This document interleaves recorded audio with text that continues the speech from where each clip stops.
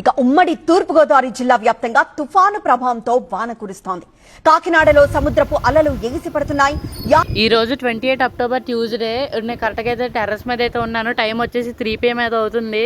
ఇప్పుడు ఏంటంటే కొత్తగా సోషల్ మీడియాలో ఏంటంటే ఇన్స్టాగ్రామ్లోనైతే ఏ వీడియోస్ జనరేట్ చేసి కాకినాడ తుఫాన్లో ఉందని చెప్పి పెడుతున్నారు.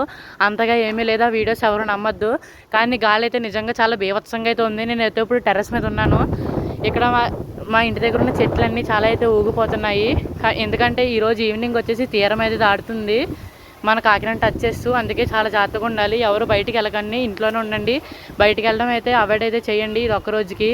రేపు కూడా ప్రభావం అయితే ఉండొచ్చు. రేపు కూడా కొంచెం ఇంట్లో ఉండడానికే చూడండి.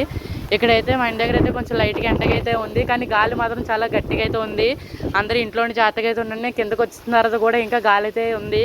ఇంకా మళ్ళీ మన పార్ట్ 2లో కాకినాడ కోసం ఏంటైతే చూద్దాము. ఇంత లోపల మన ఛానల్ అయితే సబ్స్క్రైబ్ చేసుకోండి. నచ్చితే వీడియో అయితే లైక్ చేయండి.